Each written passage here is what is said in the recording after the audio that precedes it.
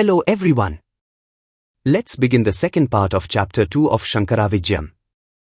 In this segment, we explore Shivaguru's thoughts on Grihasthashrama, Vedic rituals, and their limitations.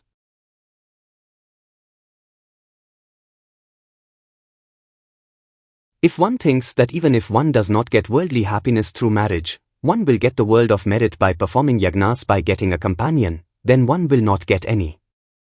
Because, as stated in the scriptures, even if one gathers all the wealth and practices in Yajnas performed by performing them, no result will be obtained even if there is no defect in the action. It is not an easy matter to perform Yajnas without making any small mistake anywhere.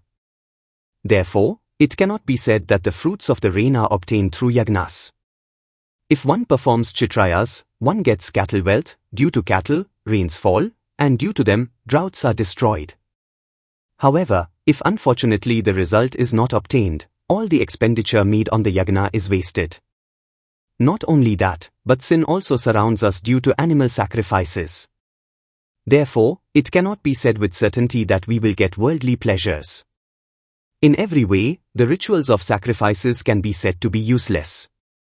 In this way, Shivaguru, in the presence of Gurudev, proposed that household life is useless in every way.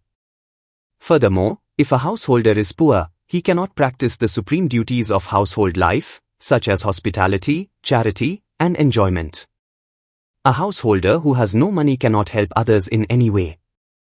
Such a person is a sinner and goes to hell. If a householder is born in a wealthy family, it can be said that the above-mentioned difficulties do not arise.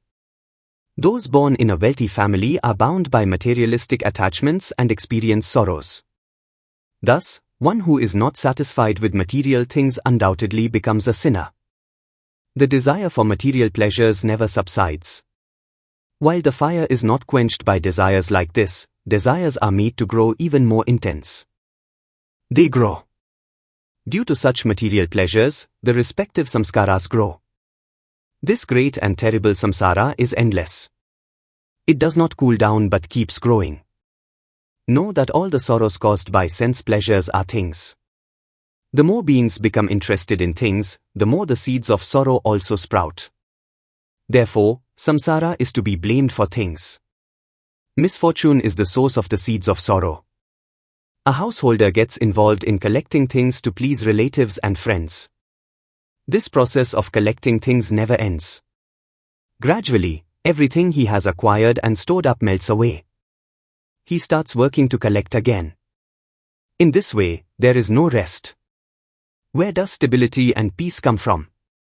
Therefore, samsara is sorrowful in every way, he said. Shivaguru revealed to the Guru everything he thought about the impermanence of samsara. While he was expressing his feelings about material desires, Shivaguru's father Vidyadhiraj arrived there. He was very happy to know that his son had studied all the Vedas perfectly. The Guru asked permission to take the boy home and enroll him in the household ashram. But Shivaguru was very adamant that he would remain in the ashram for the rest of his life, serving the Guru. But his father forced him to go home with him. Upon reaching Shivaguru's house, he prostrated to his mother. Embracing his son who had studied the best of education, the mother shed tears of joy. Seeing her son after a long time, his touch felt cooler than sandalwood and camphor.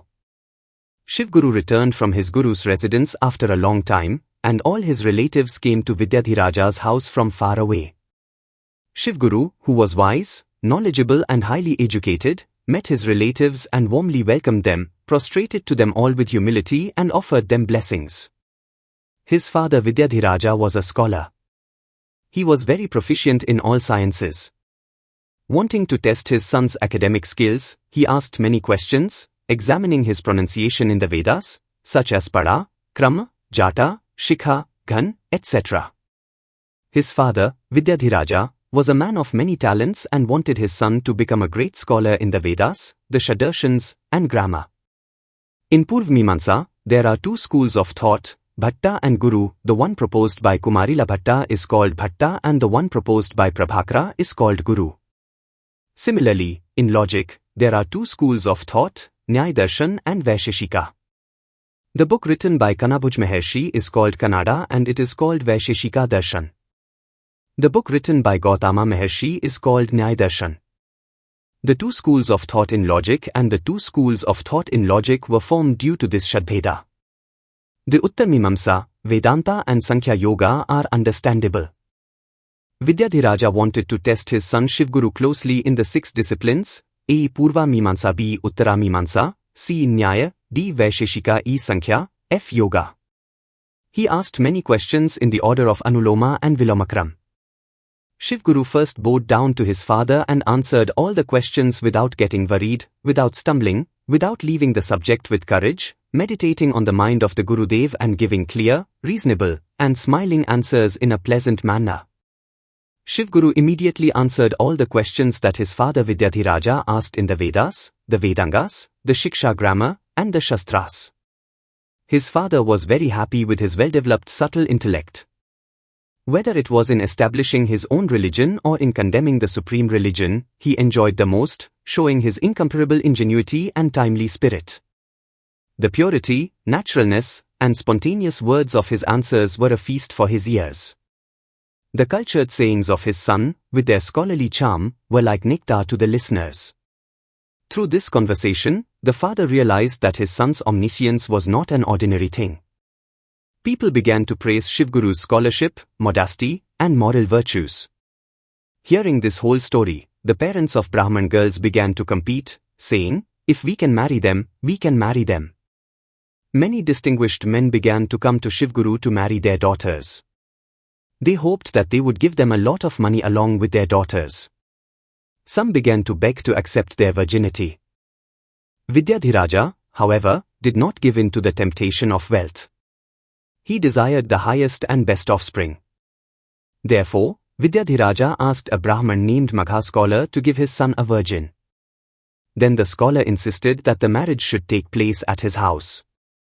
Vidyadhiraja did not agree to this and insisted that the virgin be brought and the marriage ceremony be held at his house. Since both the scholar and Vidyadhiraja were not only educated and of good lineage, but also wealthy, neither of them relinquished their hold. The scholar, who did not relinquish his hold, announced that if the marriage ceremony was held at his house, he would give him double the wealth. Vidyadhiraja, who was not at all subservient to money, said that he did not need money, but that if he could give her a virgin, it would be 10,000 rupees, and that would be their supreme happiness. While the scholar and Vidyadhiraja were arguing in this way, a Brahman, the mediator, said to the scholar, "Sir, you two are arguing over such a small matter." Taking this opportunity, another Brahman could give his daughter to Shivaguru and go away. Then you will be the one who will lose. The words of the mediator went to the scholar. If he acted foolishly, Shivaguru, who was a man of great qualities, good looks, and a scholar of the Vedas, was afraid that his daughter would go away without his wife. He immediately brought his daughter and agreed to marry her at Vidyadhiraja's house. Thus, the scholar was attracted by the qualities of Shivaguru. After both the scholar and Vidyadhiraja came to a consensus, they prayed to their favorite gods. Then they got engaged to be married. They both agreed to exchange the horoscopes of the bride and groom and examine them. Thank you for watching. We have completed part 2 of chapter 2 of Shankara Vijayam. In the next video, we'll continue with part 3, featuring more intriguing insights. Stay tuned.